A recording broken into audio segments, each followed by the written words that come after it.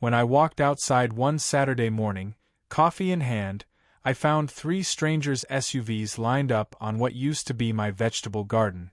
The cucumbers, the tomatoes, the little green fence I'd put up, it was all buried under a fresh layer of asphalt. The smell of tar still hung in the air like a cheap cologne. At first, I thought I'd sleepwalked through a landscaping crisis, but no. The Homeowners Association had paved over my property overnight and painted bright white parking lines. My yard had been stolen and repurposed as communal parking while I was dreaming about scrambled eggs. Naturally, I stood there barefoot, staring at license plates, until one of the drivers rolled down his window. "Is this reserved parking?" he asked me casually, like I was a valet who'd wandered too close to his door. I blinked at him, then at the line of cars now crushing the only zucchini I'd managed to grow this season. I said, "Sure, reserved for the guy who pays property taxes here." He laughed like I'd told a dad joke, then cranked up his music and walked away toward the pool.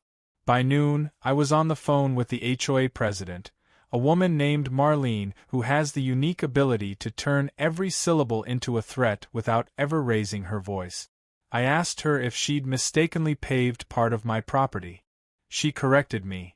"No, we've expanded the community lot for the benefit of all residents." The board voted. The matter's closed. I pointed out that the lot now occupied 300 square feet of my deeded land. She said, "The community comes first. Your land is part of the community." Then she hung up. My sarcasm usually keeps me sane, but that day it threatened to tip into arson. Still, I played the long game. I dug out my surveyor's maps, county plat records, and every single document proving the blacktop in question sat squarely inside my lot lines. Armed with paperwork, I marched into the next HOA meeting. You'd think I was announcing a hostile takeover of NATO. Marlene clasped her pearls like I'd suggested burning down the clubhouse. The rest of the board, retirees with suspiciously identical golf tans, sat stone-faced while I presented the evidence.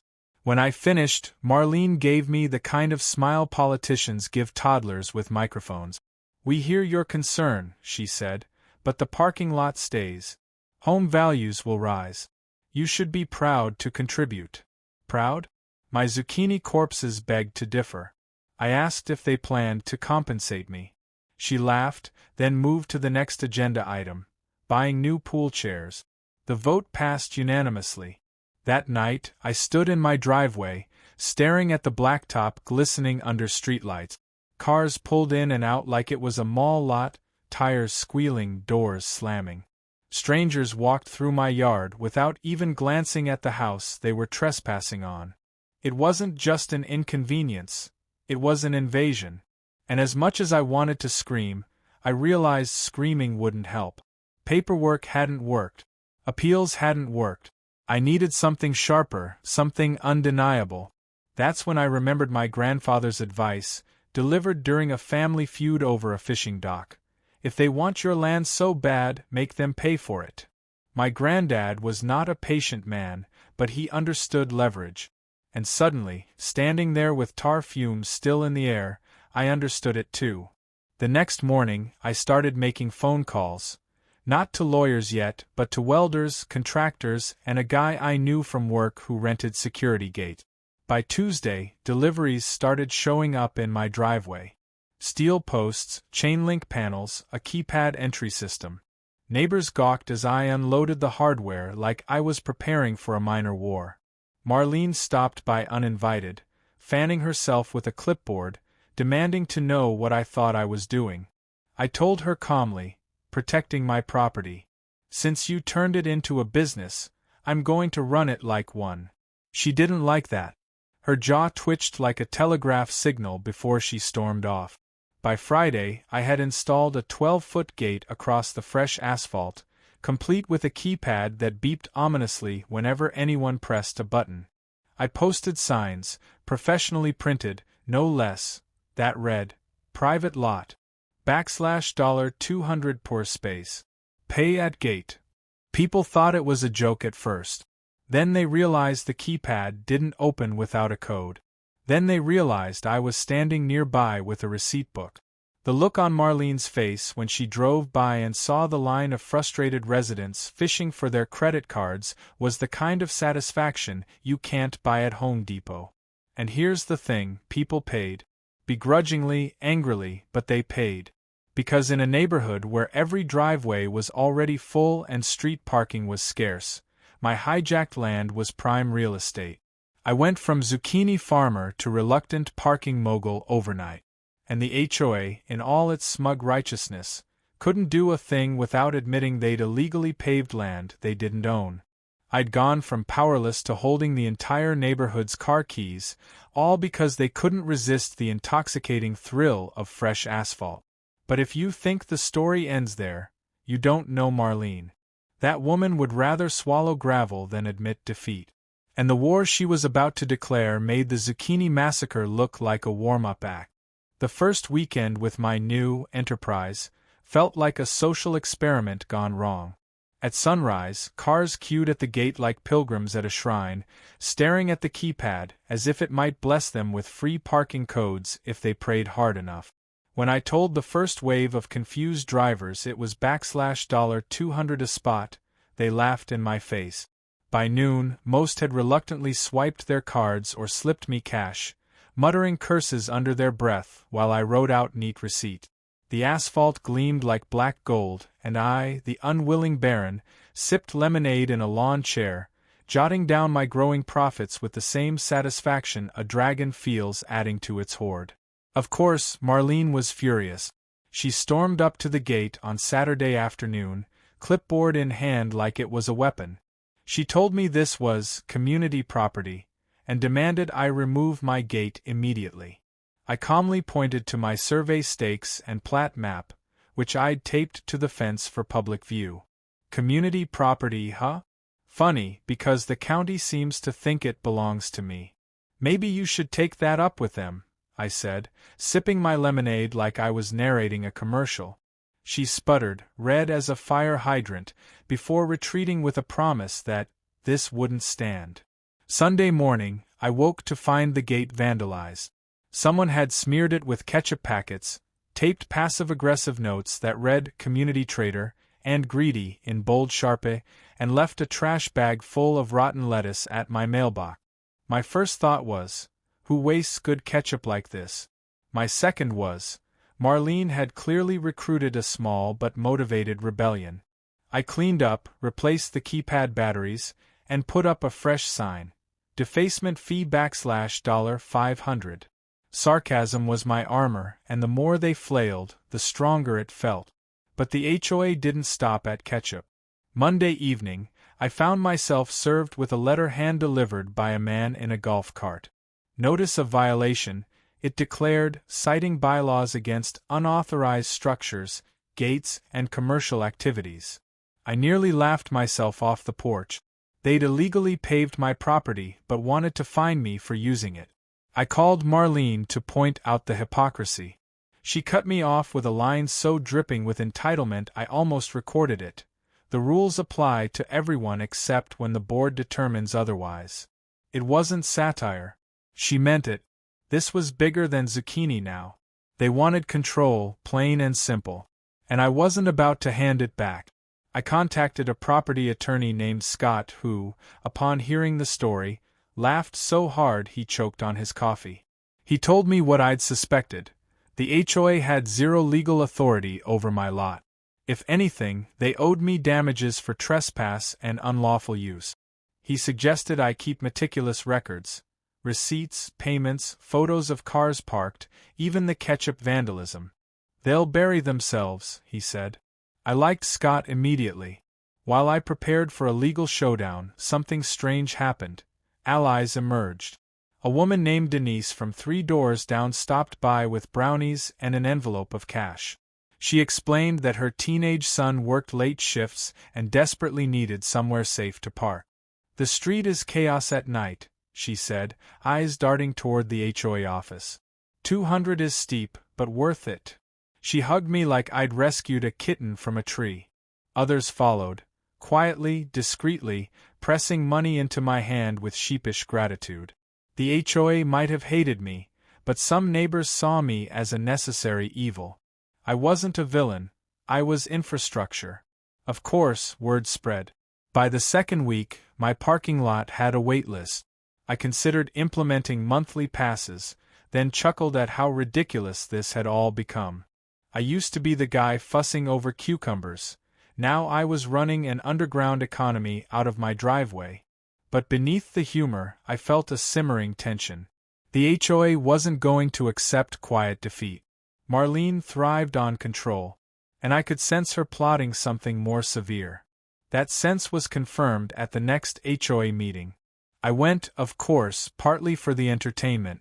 The room buzzed with whispers when I walked in, neighbors shifting uncomfortably as if I carried a contagious disease. Marlene sat at the head of the table, pearls glinting under the fluorescent lights, her expression an unsettling blend of smugness and suppressed fury.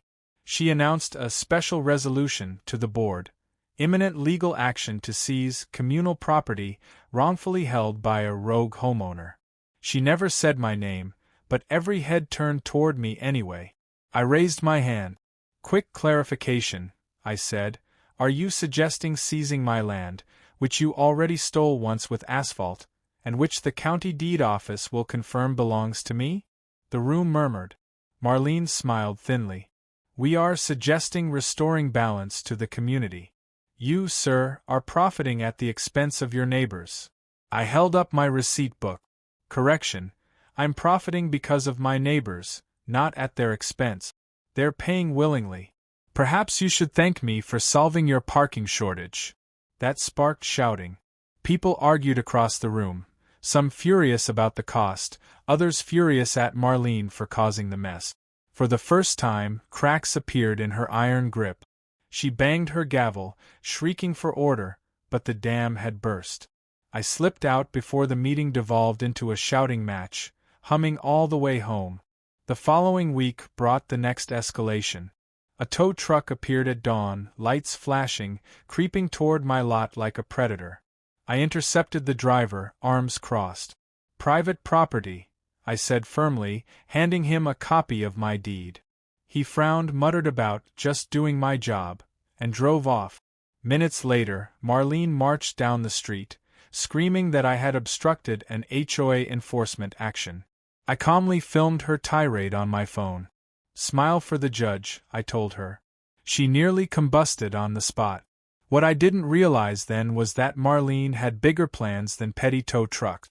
She wasn't just angry, she was embarrassed. My gait had humiliated her authority, and humiliation breeds obsession. Within days, I discovered she'd begun lobbying the county zoning board to reclassify my land as part of the HOA's common area. If she succeeded, I'd lose not just my makeshift parking empire but the principle of the thing, my right to keep what was mine. That's when I understood this was no longer a neighborhood squabble. This was war. And like any good war, it demanded escalation on both sides. So I called Scott, my lawyer, and told him to prepare not just a defense but an offense. If Marlene wanted to play Queen of Asphalt, I'd drag her kingdom through every legal trench available. But even Scott wasn't ready for the twist that was about to hit, a twist that turned a battle over a gate into a scandal big enough to rattle the entire neighborhood to its foundations. When Scott called me on a Thursday morning, his voice carried that gleeful energy lawyers get when they smell blood in the water. "You're not going to believe this," he said. I dug into the HOA's filings with the county, and Marlene made a spectacular mistake. She didn't just pave your lot. She applied for county reimbursement grants to fund the project. Problem is, she claimed the land was HOA-owned common area. Fraudulent claim. That's not just a civil issue, it's criminal. I nearly choked on my toast. So, to recap, she paved over my tomatoes, tried to fine me for defending myself, and now accidentally committed fraud? Scott laughed. Accidentally or deliberately. Either way, the county will be interested. This is leverage, my friend. That word, leverage, sat sweet on my tongue. For weeks, I'd been playing defense, putting up fences and receipts, standing my ground. But now the balance had shifted. Marlene's kingdom wasn't just shaky, it was rotting underneath. And if I nudged the right domino, it could collapse spectacularly. That night, I sat on my porch, receipts stacked neatly beside me, watching another line of cars pull into my paid lot. The keypad beeped in the dusk, and I thought about Marlene sitting in her pristine living room, plotting control like a general. Did she know the trap she'd set for herself? Did she sense her empire wobbling? A perverse part of me hoped she did, because the anticipation was almost as delicious as the victory itself. The next morning, I tested my newfound leverage. I attended the HOA's Community Cleanup Day, which was mostly an excuse for Marlene to hand out orders while other people sweated in the sun. I brought donuts, smiling like the devil himself, and waited for her to corner me. It didn't take long. "You have 30 days to remove that gate," she hissed, as though the powdered sugar on her lips could disguise the venom. I raised my eyebrows. "Funny, because I just learned you have about 30 days before the county starts investigating your little grant application." I let the words hang in the air like a storm cloud. Her eyes widened for just a flicker, then narrowed into slits. "You wouldn't dare," she spat. I shrugged. "Dare? No. Delight? Absolutely." She turned on her heel, barking orders at a group of neighbors lugging trash bags, but I saw the stiffness in her posture. The queen had been rattled. But rattled queens don't surrender, they escalate. 2 days later, I woke to find a massive vinyl banner strung across my fence. "Say no greed, support the community, not the gate." Underneath, a crowd of HOA loyalists held signs like "Parking is for all" and "Down with the toll troll." I stood at my window in disbelief. They had organized a protest. On my lawn. I walked outside with a cup of coffee, raised it in a mock toast, and asked, "Who brought snacks?" Protests always need snacks. The crowd booed, Marlene front and center with her pearls gleaming like battle armor. Someone shouted, "200 is robbery." I shouted back, "Robbery is paving over someone else's zucchini patch." The absurdity hung in the air until even a few protesters smirked before catching themselves. But the protest wasn't just for show. That night, I found another letter shoved into my mailbox, this one declaring emergency powers had been granted to the HOA board to remove my gate by force. Scott nearly fell out of his chair laughing when I read it to him over the phone. "Emergency powers? What is this, a dictatorship?" he said. "Perfect. Keep that letter safe. It's Exhibit A." Exhibit A quickly became Exhibit A through Z, because Marlene couldn't stop herself. She sent me daily notices. Noise violations, landscaping violations, even a complaint that my porch light was too aggressive. I kept every scrap, building a file thick enough to choke a filing cabinet. If Marlene thought she was burying me, she hadn't realized I was shoveling faster. Then came the twist I hadn't expected. The county inspector. One gray morning, a man in a hard hat knocked on my door, clipboard in hand. He introduced himself as part of the Department of Public Works. "We've received conflicting reports about property boundaries and usage here," he said. "We're conducting a review." I walked him straight to the lot, deed in hand, ready to duel. But as he walked the perimeter, muttering measurements into a recorder, something changed in his face. He tapped the edge of the asphalt with his boot. This was laid without proper drainage permit. "That's a violation," he scribbled furiously. "And if this portion is indeed private property, then whoever authorized the paving could be liable for fines, potentially significant ones." I couldn't help it, I laughed. Loud, long, and cathartic. The inspector gave me a puzzled look, but I waved him off. "Sorry, it's just, you don't know how long I've been waiting to hear that." When the inspector left, I knew Marlene's empire wasn't just wobbling, it was crumbling. She'd overreached so far she'd dragged the county into her mess. And yet, when she called me that night, her voice was steady. Too steady. "You think you've won," she said. "But you've made enemies you can't imagine. This neighborhood was built on order, and you've brought chaos. You'll regret it." I leaned back in my chair, smiling into the phone. If by chaos you mean people parking legally on my land and me getting paid for it, then yes, I'll take more chaos, please. She hung up, and I felt the weight of her silence. That wasn't a threat tossed in anger. It was something colder. Something calculated. The next morning, the chaos she promised arrived, not in the form of vandalism or tow trucks, but in paperwork. Dozens of certified letters landed on my porch, each one a new lawsuit filed by the HOA against me. Noise complaints, property value depreciation, obstruction of community access. The works. Scott chuckled grimly when I dropped the stack on his desk. She's trying to bury you in filings. Classic HOA warfare. But don't worry, half of these will get laughed out of court. Still, the sheer volume was staggering. Every day, more letters arrived, each one another attempt to grind me down with bureaucracy. Neighbors avoided eye contact, afraid of being seen as traitors if they so much as waved at me. Only Denise and a handful of others still stopped by, slipping envelopes of parking fees into my hand with sympathetic smiles. Yet beneath the exhaustion, I felt something stronger. For the first time since the asphalt appeared, I wasn't just reacting. I was counterpunching. The county was circling, the fraud investigation was looming, and Marlene's desperation made her sloppy.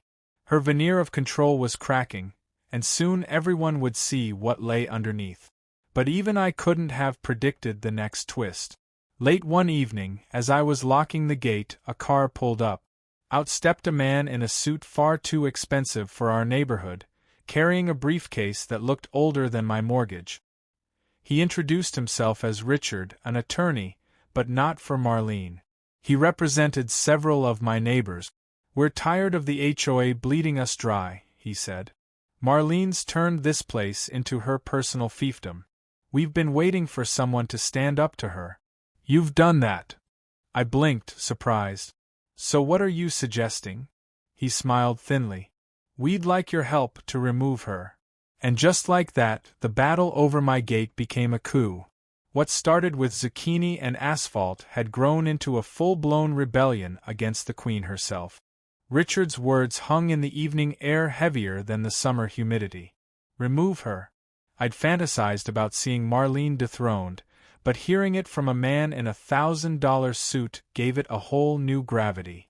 I leaned against my gate, arms crossed, trying to mask the fact that I was both intrigued and skeptical.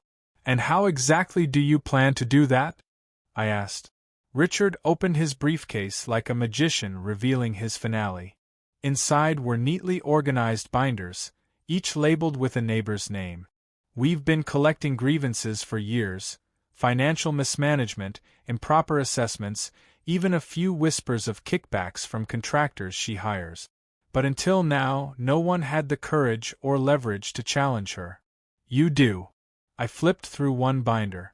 Receipts of inflated pool maintenance costs, suspicious invoices for landscaping, and unexplained administrative fees that conveniently lined up with Marlene's vacation date. My sarcasm almost cracked into awe. "So, she's not just drunk on power, she's skimming off the bar tab too." Richard smiled without humor. "We believe so. But it's not enough to expose her. We need to unite the community, call a special election, and replace the board. You're the rallying point. Your gate made you the symbol of resistance, whether you wanted it or not." I exhaled slowly. I'd signed up for zucchini farming, not a political revolution. Yet as I looked at the binders, the absurdity of my situation hit me again. Marlene had paved my land thinking she was untouchable. Now she'd paved herself into a corner, and the neighborhood was sharpening pitchforks. The first step, Richard explained, was gathering signatures from a majority of homeowners to trigger the election. That meant door-to-door campaigning, convincing people who either feared Marlene or benefited from her rule. Not exactly my skill set, but sarcasm and logic had carried me this far. I agreed to try. The campaign began awkwardly. Knocking on neighbors' doors with binders in hand felt like selling vacuum cleaners. Some slammed doors in my face, muttering about not wanting trouble. Others listened quietly, eyes darting to make sure no one was watching. The surprising part was how many leaned in and whispered their frustrations. Years of rising dues, ignored maintenance requests, and Marlene's iron grip on every decision. One man even showed me a letter threatening fines because his garden gnome clashed with community standards. I nearly cried laughing. By week's end, we had half the signatures we needed. That's when Marlene caught wind. She showed up at my driveway one evening, flanked by 2 loyalists in matching golf shirts. Her smile was the kind reserved for funerals and hostage negotiations. "I hear you've been canvassing," she said sweetly. I shrugged. "Just taking a walk, talking to neighbors, collecting bedtime stories about your reign." Her eyes sharpened. "You're tearing this community apart." "No," I replied evenly. "I'm putting it back together. You did the tearing when you paved over my land." Her mask slipped for just a second, fury flashing in her eyes. Then she regained composure. "Careful, dear. Not everyone who smiles at you is your friend." With that, she turned and marched off. That warning felt less like philosophy and more like a threat. And within days, I saw what she meant. Flyers appeared in mailboxes, accusing me of profiteering, exploiting neighbors, and plotting to bankrupt the HOA with lawsuit. Some even claimed I didn't pay my own dues, which was laughable considering I paid them under protest every quarter. But smear campaigns cut both ways. Richard advised we respond not with words, but with transparency. At the next community meeting, I stood up, calmly presented my deed, receipts, and the county inspector's findings. Then I passed out copies of the suspicious invoices Richard had uncovered. Gasps filled the room as people saw their dues funding things like consulting fees with no explanation. Marlene's face stayed perfectly still, but her pearl necklace looked like it was choking her. That night, Denise knocked on my door with a casserole and tears in her eyes. "You're giving people hope," she said. "We've been scared of her for so long." I accepted the casserole and, for the first time, felt the weight of what I'd stumbled into. This wasn't just my fight anymore. The tipping point came when the county officially announced an investigation into the fraudulent grant application. Word spread fast. Suddenly, neighbors who'd been too afraid to sign our petition were practically lining up at my gate. By the following week, we had enough signatures to call a special election. Richard filed the paperwork and the date was set. Marlene, however, wasn't going quietly. She called an emergency town hall in the clubhouse, and nearly the entire neighborhood showed up. I went, partly out of curiosity, partly to see what new theatrics she'd cooked up. She stood at the podium, flanked by American flags as if she were running for president. Her speech was a masterpiece of manipulation, warning of chaos, outsiders destroying our values, and the erosion of property values under rogue elements. I was mentioned only as the gatekeeper, which honestly sounded cooler than she intended. She ended with a dramatic plea: "Stand with me or watch our community crumble." The applause was polite but thin. And then, to my astonishment, Denise stood up from the crowd. Her voice shook, but she shouted, "You paved his land. You lied to us. We're done being bullied." The room erupted, not into applause but into shouts of agreement. Years of pent-up frustration spilled out. For once, Marlene's gavel couldn't silence the noise. She stormed out, face pale, pearls askew. The weeks leading to the election were tense. Lawn signs sprouted like weeds, half reading "Restore Order with Marlene," the other half "Vote for Change."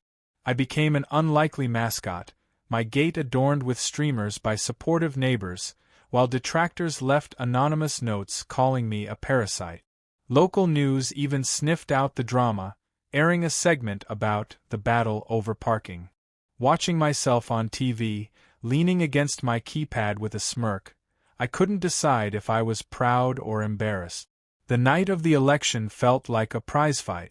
The clubhouse was packed, neighbors buzzing with nervous energy. Ballots were cast, counted, and announced. When Richard read the results, the room gasped. Marlene and her loyalists were out. A new board, led by Denise, had been elected.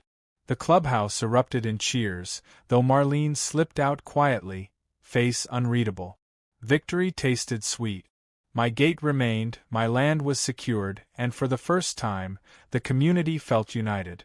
But as I walked home that night, relief swirling with adrenaline, a nagging thought followed me. People like Marlene don't disappear. They regroup. And the silence she left behind felt less like surrender and more like the calm before something bigger. I was right. Because 2 weeks later, I received a letter, not from the HOA but from a law firm downtown. It wasn't a complaint. It was a demand. Marlene, acting independently now, was suing me personally for defamation, harassment, and loss of reputation. The gate war had become a neighborhood rebellion. Now it was about to become a courtroom spectacle, and Marlene was betting everything she had left on destroying me in front of a judge. The lawsuit landed on my doorstep like a thunderclap. A thick envelope, embossed with the name of a downtown law firm that probably billed more per hour than my car was worth. Inside, pages upon pages accusing me of everything from character assassination to intentional infliction of emotional distress. My favorite line was the claim that my unauthorized parking business had permanently stained her reputation as a leader. If her reputation had been spotless before, it was only because she'd been polishing it with everyone else's money. Scott, my lawyer, read through the paperwork with the kind of grin usually reserved for sitcom finales. "She's suing you for defamation while under investigation for fraud?" Bold strategy. He flipped a page. "Half of this is pure theatric. Don't worry, we'll counter." Easy for him to say. For me, the weight was real. Court dates, depositions, legal fees. This wasn't just sarcasm and gates anymore. This was a chess game where the wrong move could bankrupt me. And Marlene knew it. That's what this was about. If she couldn't win through power or intimidation, she'd try to bleed me dry in court. The first pretrial hearing was surreal. Marlene sat across the room, pearls intact, posture regal as if she were addressing a nation instead of a county judge. Her attorney launched into a dramatic monologue about how I'd turned a harmonious community into a toxic battlefield and cruelly targeted their client, who had only ever acted out of selfless devotion to her neighbors. I nearly applauded the performance. If Hollywood ever made a movie about HOA tyranny, he had the script ready. Scott countered with calm precision, laying out the facts. The fraudulent grant, the illegal paving, the county investigation already underway. He even slipped in a copy of the vandalized gate photos, ketchup stains and all. The judge's eyebrows rose higher with every page. By the end, he leaned back in his chair and said, "We'll set a trial date, but I strongly advise both parties to consider settlement." Marlene's glare could have melted steel. Outside the courtroom, she cornered me. "You think you're clever," she hissed. "But reputations matter. You'll be remembered as the man who destroyed this neighborhood." I smiled. Funny. Because last I checked, the neighborhood just voted to destroy you. Her jaw tightened, and for the first time, I saw something raw flicker in her eyes. Fear. The trial date loomed, but the real battle unfolded in the weeks before. Local reporters latched onto the story, hungry for the drama of the parking lot war. I gave one interview, leaning casually against my gate, explaining how I'd been forced into business by the HOA's arrogance. They lapped it up. Marlene, of course, gave her own interview, painting herself as a martyr. Watching her on TV, clutching tissues as she talked about being vilified by a neighbor's greed, I almost admired her performance. Almost. But cracks showed. The county's fraud investigation became public, and suddenly her name wasn't just linked to me, it was tied to potential criminal charges. Neighbors who had once been neutral now whispered openly about her downfall. Denise, now HOA president, organized a fundraiser to cover my legal costs. People showed up with casseroles, checks, and even offers of free babysitting for a family I didn't have. The irony wasn't lost on me. The man once branded as the gatekeeper parasite was now a community cause. When the trial began, the courtroom buzzed with spectators. Neighbors filled the benches, reporters scribbled furiously, and even the county inspector showed up, sitting stiffly in the back like a grim reaper with a clipboard. Marlene's attorney opened with melodrama worthy of Broadway, describing me as a paranoid land baron extorting his community. I almost hoped for applause. Then it was Scott's turn. He didn't give a speech. He gave a demolition. He walked the judge through property records, survey maps, receipts, photos of vandalism, and finally, the grant documents showing Marlene's fraudulent claims. Each piece landed like a hammer on stone. By the time he finished, the judge's patience with Marlene's side was visibly eroding. The climax came when Denise was called as a witness. She testified about years of intimidation, inflated fees, and how Marlene had paved over my land without consent. Her voice trembled at first, but grew stronger with every sentence. Watching her speak, I realized this wasn't just about me anymore. This was catharsis for everyone who'd been steamrolled by Marlene's obsession with control. When it was my turn to testify, I kept it simple. I described waking up to find my garden paved, my futile attempts to reason, and finally, my decision to install the gate. I kept my sarcasm in check, though I couldn't resist one line. If defending my property and charging fair market value for parking makes me a villain, then I suppose I'm guilty. Even the judge chuckled. Marlene, on the other hand, faltered. Under cross-examination, her stories didn't line up. She grew defensive, then outright hostile. When asked about the fraudulent grant, she tried to deflect, claiming it was clerical error. The courtroom murmured with disbelief. For someone who thrived on control, she was unraveling fast. The verdict came swiftly. The judge dismissed her lawsuit, citing overwhelming evidence of her misconduct. Then, in a twist that left the courtroom gasping, he suggested the county pursue restitution for the fraudulent grant. Marlene's face went white as paper. Neighbors erupted into cheers outside the courthouse. Reporters shoved microphones at me, asking how it felt to win. I gave them the only answer that felt right. I just wanted to grow zucchini. The fallout was swift and brutal for Marlene. Within weeks, she was stripped of her position entirely, facing fines from the county, and, rumor had it, on the verge of selling her house to cover legal costs. The woman who once ruled with pearls and a gavel had been dethroned by her own arrogance. As for me, life settled back into something resembling normalcy, though normal now included a gate, a reputation as a local folk hero, and the occasional reporter still sniffing around for updates. I shut down the parking business once the new HOA built a proper lot, but not before using the profits to rebuild my garden. This time bigger, better, and surrounded by a fence tall enough to keep out SUVs. One evening, as I watered the new zucchini, Denise stopped by. She looked tired but happy, carrying a basket of tomatoes from her own yard. "You know," she said, handing them to me, "you changed everything here. People aren't afraid anymore." I smiled, accepting the tomatoes. "All I did was put up a gate." She laughed. "Sometimes that's all it takes." Looking around at the quiet street, the cars parked neatly in the new lot, and the faint smell of soil instead of asphalt, I realized she was right. The war had started with absurdity, escalated into chaos, and ended in something almost resembling justice. And though I never got my original zucchini back, I'd gained something else. The satisfaction of knowing that when someone tried to pave me over, I didn't just survive, I made them pay for parking.